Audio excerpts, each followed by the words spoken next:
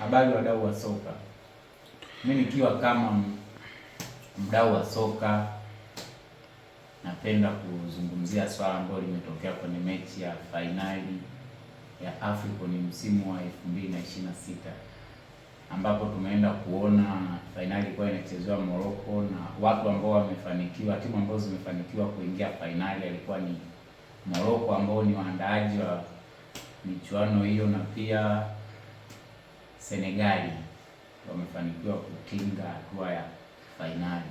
Lakini ndani ya hii mechi zimeonekana timu zote zikitoshana nguvu kwa kumaliza dakika, kwa kuingia mpaka dakika ya 90, zile timu kuonekana kwamba hazijapata bao.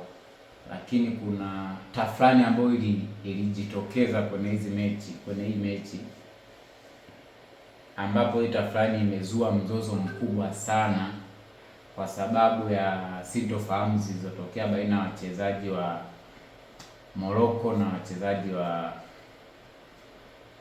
Senegali.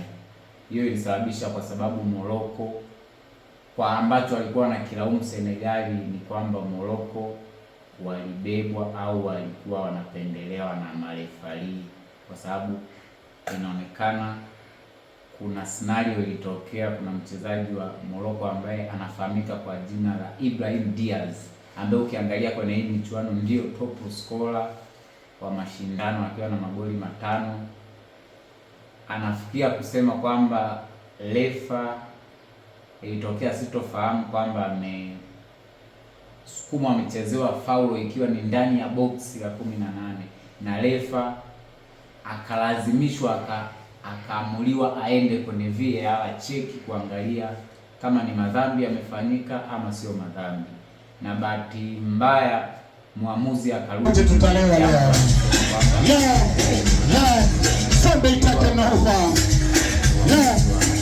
kuwazawadia Morocco penalty, na dakika ukiangalia zilikuwa zishakimbia, zinaenda dakika za mwisho kabisa, ambapo tulikuwa tunaenda kukamilisha dakika zile 90 za full time.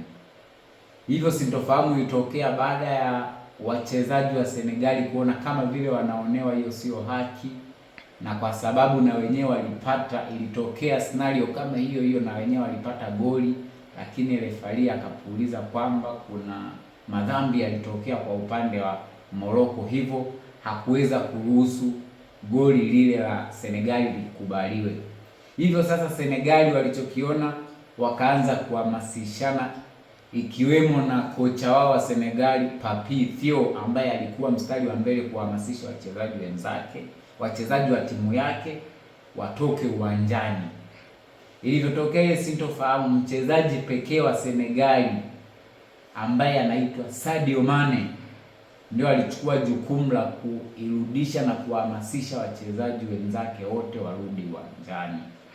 Kwa ukomavu ambao yupo nao Sadio Mane, umri wake ambao yupo nao, michuano ambayo tayari kashaicheza, uzoefu ambao yupo naye, hali kubwa ya nidhamu ambayo yupo naye, na ukiangalia hata kwenye safu ya Senegali kwa wachezaji ambao ni manahodha, yeye pia ni nahodha. Kwa hiyo kama kiongozi wa timu, inapofikia swala la kama hilo la sintofahamu, haitakiwi ususi. Hata kama maamuzi ya referee yanapokwenda ndivyo sivyo, huo unachukuliwa kama ni uamuzi wa referee, haitakiwi wachezaji wasusie mechi.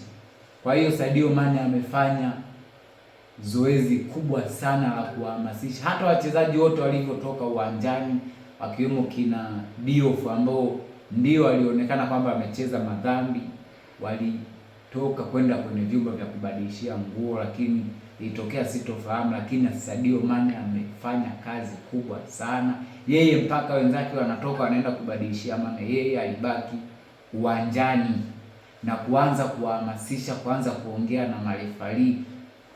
Baada ya pale akaona awahamasishe wachezaji wenzake ili warudi uwanjani wakamalizie dakika zilizobaki. Kama ni penalty wapige, haipaswi kususia mchezo. Inatakiwa umalize mchezo wako, hata kama maamuzi ya refa aliyoyatoa yanakuwa sio sahihi. Sheria ya mpira hairuhusu wewe ususie mchezo kwa makosa ya refarii. Kwa hiyo Sadio Mane ameonyesha ukomavu wake kwanza kama mchezaji ambaye ana nidhamu, ameonyesha ukomavu wake yeye kama mchezaji ambaye tayari ameshaitumikia timu yake ya taifa kwa kipindi kirefu. Ameonyesha yeye ni kiongozi bora wa timu, na kiongozi anatakiwa awe kama Sadio Mane alichokifanya. Bila Sadio Mane hiyo mechi tungezungumza habari nyingine ya kuhamasisha wachezaji wenzake waweze kurejea uwanjani baada ya kuondoka na kwenda kwenye vyumba vya kubadilishia nguo. Sadio Mane ameonyesha ukomavu wa hali ya juu sana, ameonyesha yeye ni kiongozi kwenye timu akiwa kama nahodha. Inapotokea sintofahamu ya maamuzi ambayo nyinyi mnaona timu yenu kama vile inakuwa imeonewa na refa, haitakiwi ususe mechi, inatakiwa ucheze na umalize mechi, na refa ndio atakuja adhibiwe kwa makosa yake. Kwa hiyo Sadio Mane amefanya kazi kubwa sana kujaribu kuhamasisha wachezaji wenzake wote waliokuwa wameshaenda kwenye vyumba vya kubadilishia nguo tayari kwa kususa mechi ambayo walikuwa wanaona wameonewa kwa sababu ya Morocco kuzawadiwa mkwaju wa penalti. Kwa hiyo Sadio Mane ni mchezaji ambaye ameonyesha nidhamu ya hali ya juu sana. Ameonyesha kwamba sisi tumefika fainali, natakiwa tumalize mchezo na tusisusie mchezo. Amejaribu kuhamasisha wachezaji wenzake, amejaribu kutumia ukubwa wake, amejaribu kutumia heshima ambayo yupo nayo, na wachezaji wenzake wameona kweli huyu kama sisi ni nahodha wetu, na ni kama mchezaji ambaye tayari kashaifanyia Senegal mambo makubwa. Ukiangalia hata kuanzia hatua ya awali toka wanaanza michuano, ni mchezaji ambaye tayari alikuwa anaonesha uwezo, na hata hatua ya kutoka nusu fainali kwenda fainali, bao pekee ambao alilifunga ni yeye Sadio Mane, akiwazawadia timu yake zikiwa dakika kama za 78 hivi, akajipatia bao zuri ambao limewasababisha Senegali mpaka kufika hatua ya fainali. Kwa hiyo aliona hiyo sio njia sahihi, yeye akiwa kama kiongozi kuhamasisha wenzake wagome, akaona yeye ndio awarudishe uwanjani. Amefanya kazi nzuri, tunampongeza.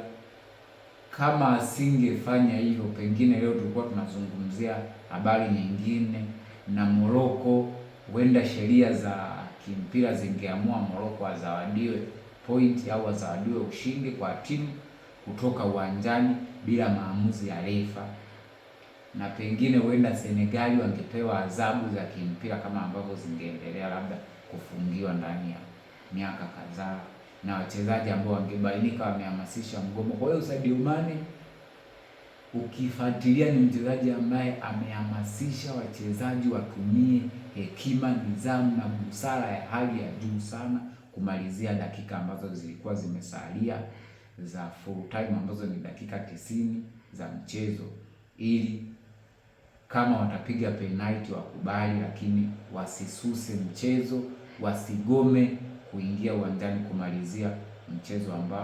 kumalizia dakika za mchezo ambao zilikuwa zimebakia. Kwa Sadio Mane amefanya kazi kubwa sana.